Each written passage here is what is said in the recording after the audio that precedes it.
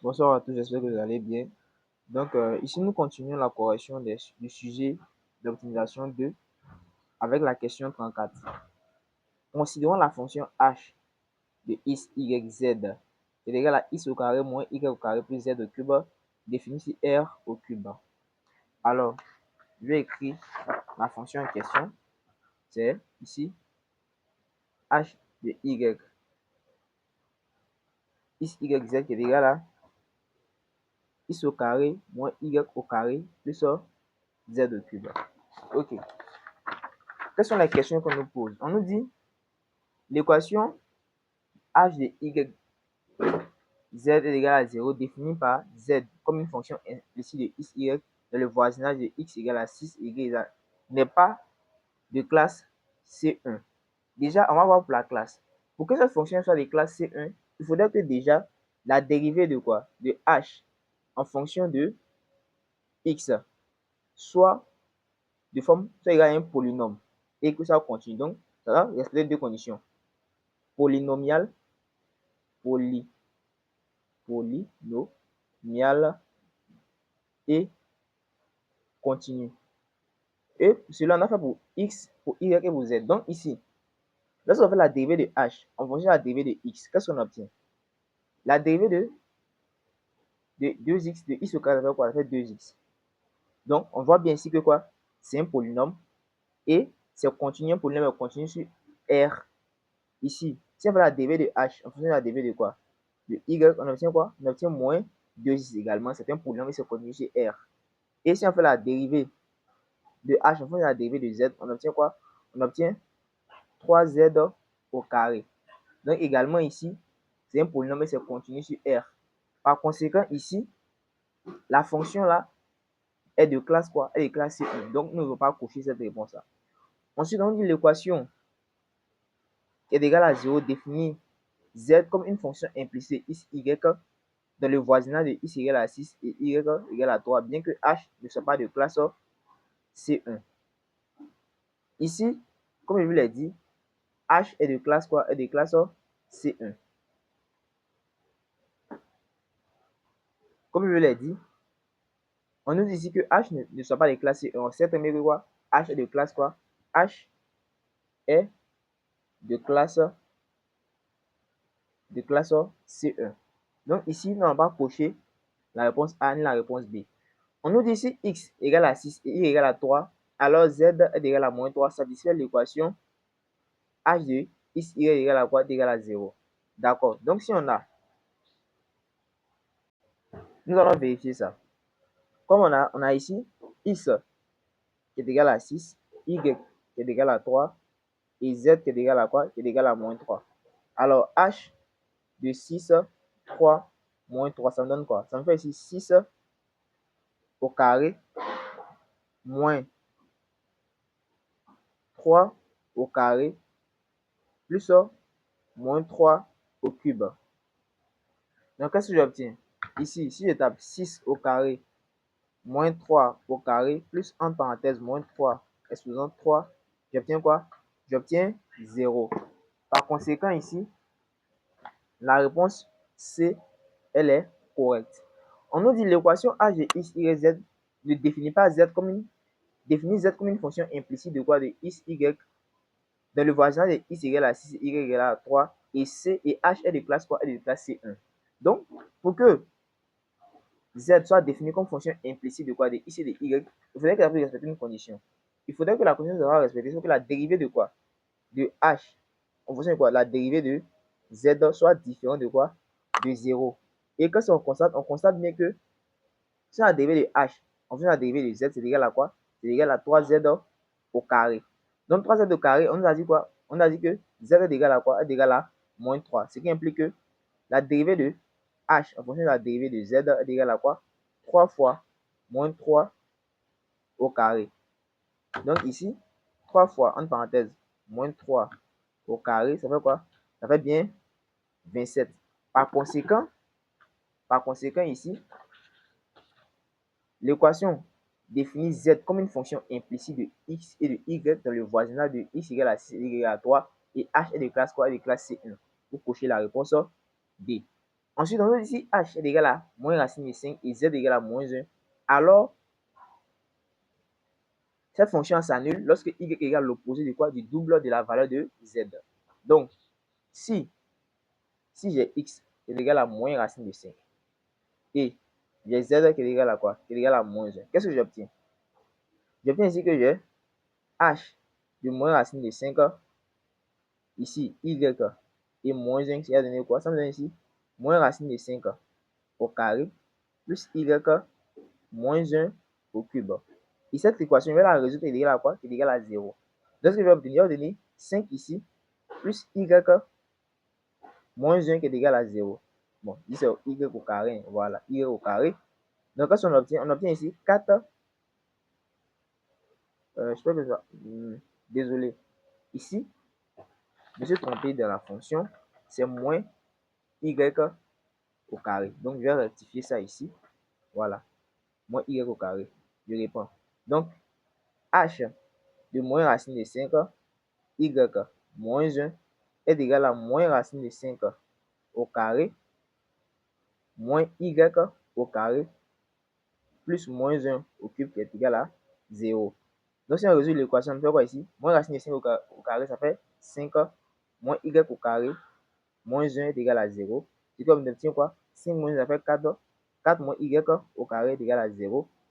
Donc,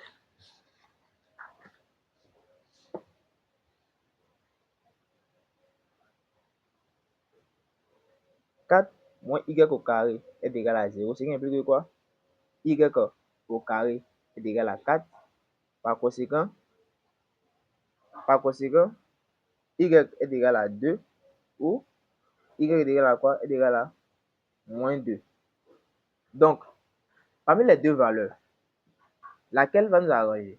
Ici, si je calcule h de moins racine de 5, de moins 2 et de moins 1, qu'est-ce que je vais obtenir? Ça fait ici moins racine de 5 au carré, moins 2 au carré, plus moins 1 au cube. Qu'est-ce que je trouve comme valeur? Donc, j'ai ici moins racine de 5 au carré, moins, entre parenthèses, moins 2 au carré, plus, entre parenthèses, moins 1, exposant 3. J'obtiens quoi? J'obtiens 0. Maintenant, calculons h de quoi? De moins racine de 5, de 2 et de moins 1. Ça fait ici moins racine de 5, moins 2 au carré, plus quoi? Moins 1 au cube qui est égal à 0.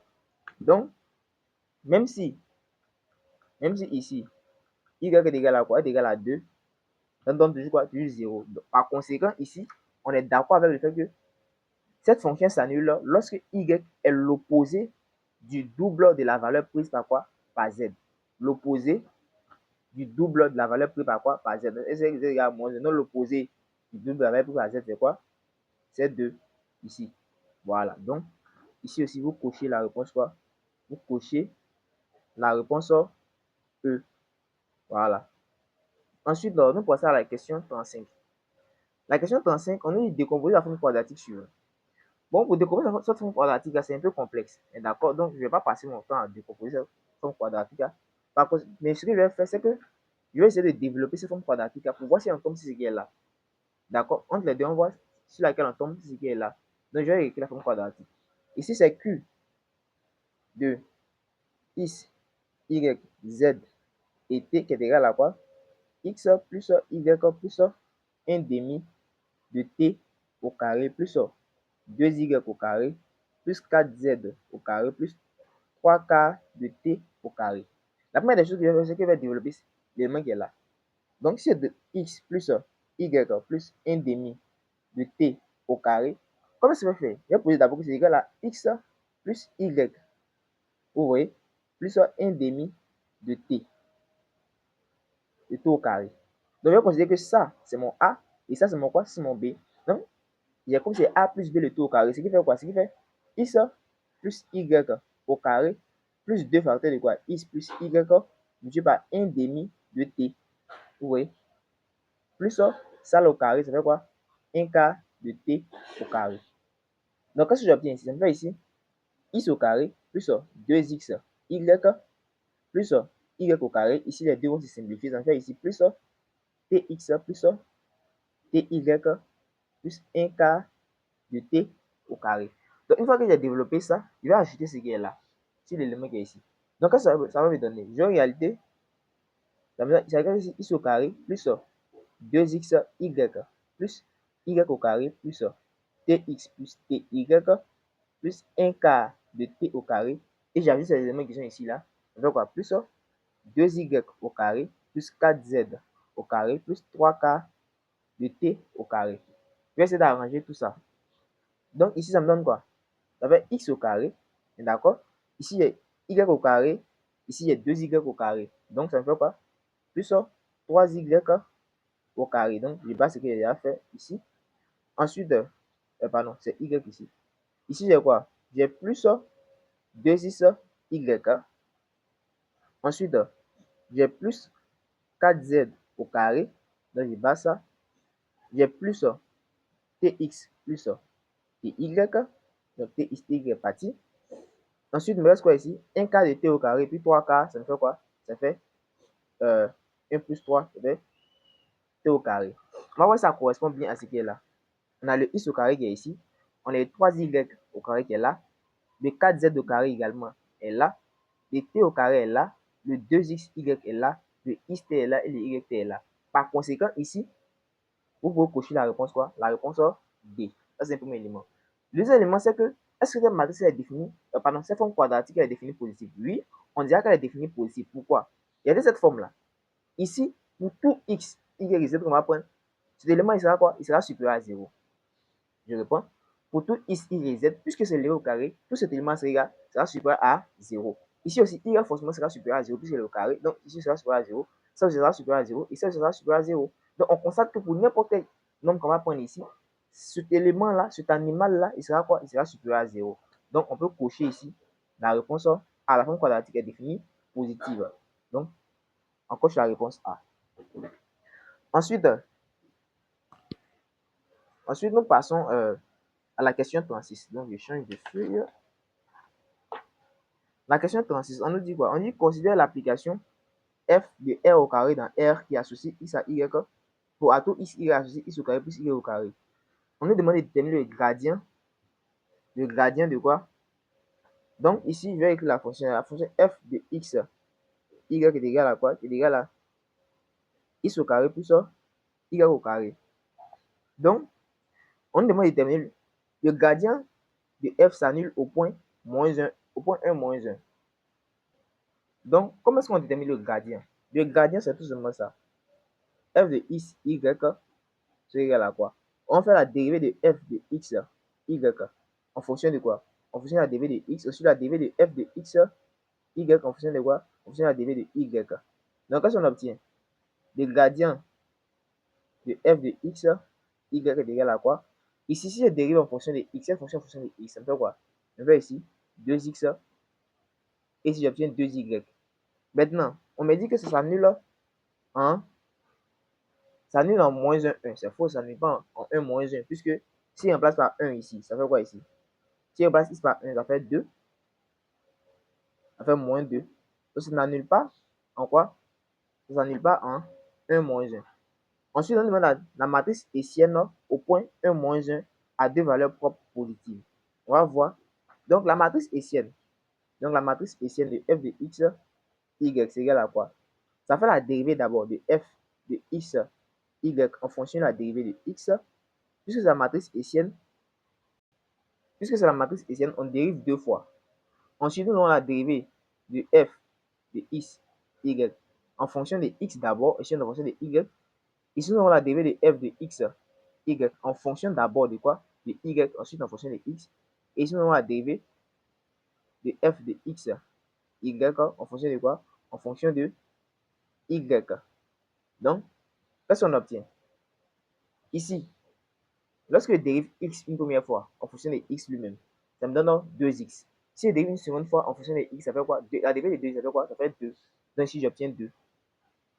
Ici, si je dérive encore cette fonction-là en fonction de y, la dérivée de y, ça fait quoi? Ça fait ici 2y. Si je dérive une seconde fois en fonction de y, ça fait 2. Donc ça fait quoi? Ça fait 2.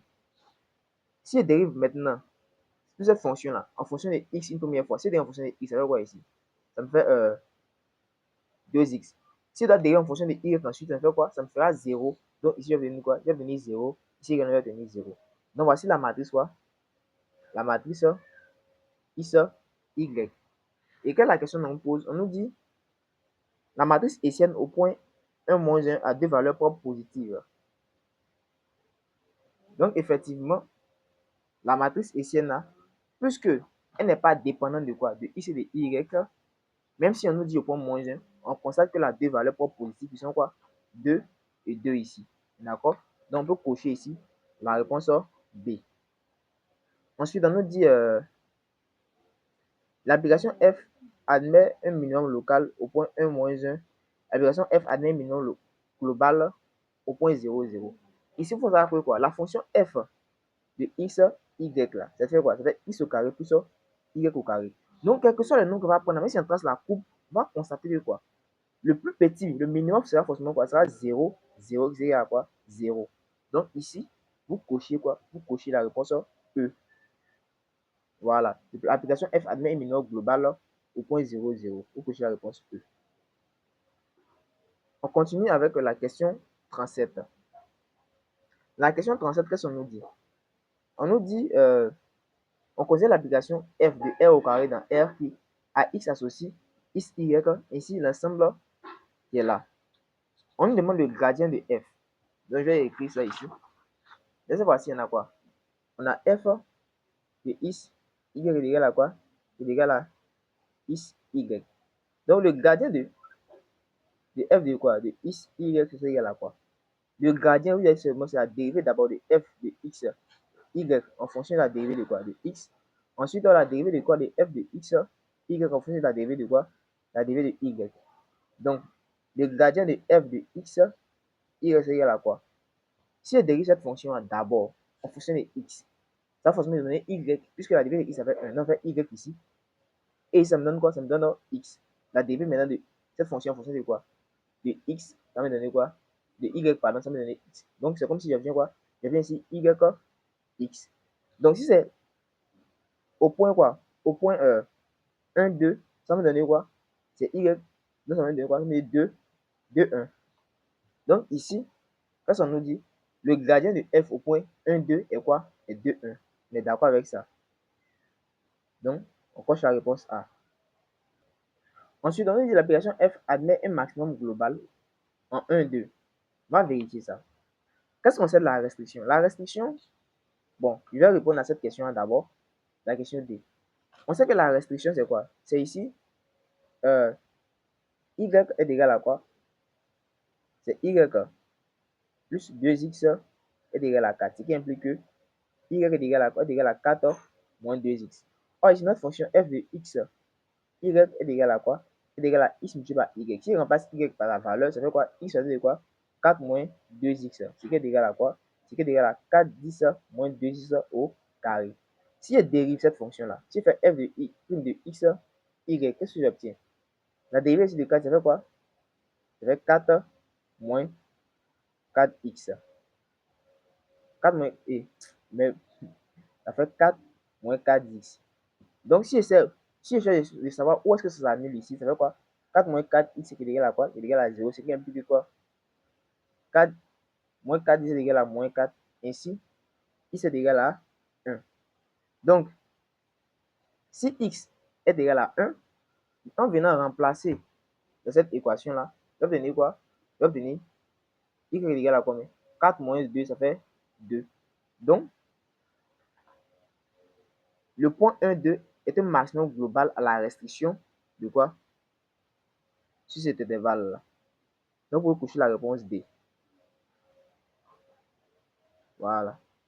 Je pense que c'est tout. Donc, merci d'avoir suivi cette vidéo. Prenez soin de vous. Je vais corriger la suite après.